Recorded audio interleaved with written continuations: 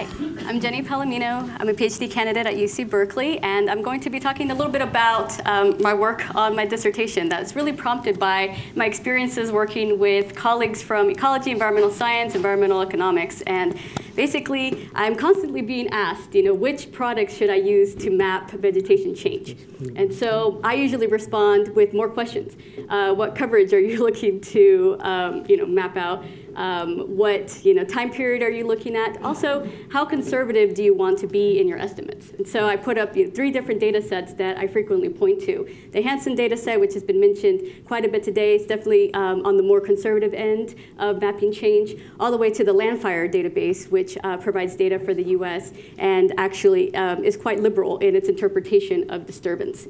And so with that, I decided to really start to take a look at my answers and say, are there really differences between these data sets that we can look at to see how well we can identify disturbance on the landscape and really try to delve into that a little bit more, particularly for carbon accounting, for example.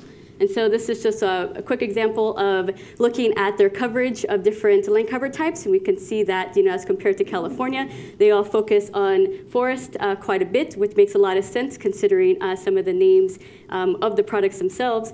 But kind of looking a little bit further into how disturbance is actually categorized and quantified each year, we see that Landfire actually shows a lot more disturbance in the data set. But is that actual true disturbance? Is it just that Landfire is being a little bit aggressive in trying to identify disturbance on the landscape?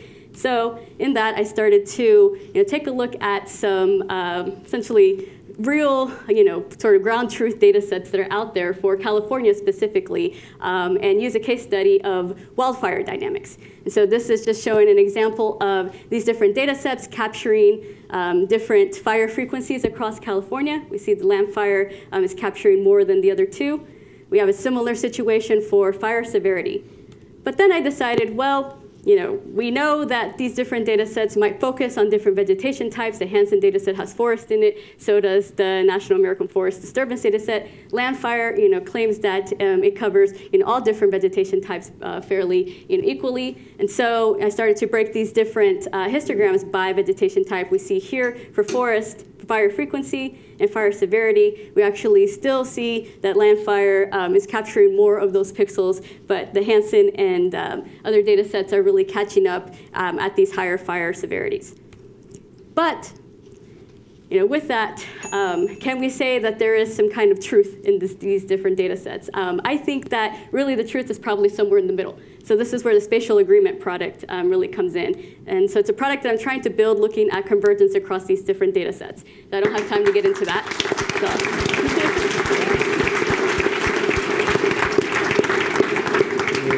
That was the last slide. Question? Because your comparison focused on omission errors in which they're not picking up those things. Have you taken a look at commission errors in which they're saying fire is there when it's not?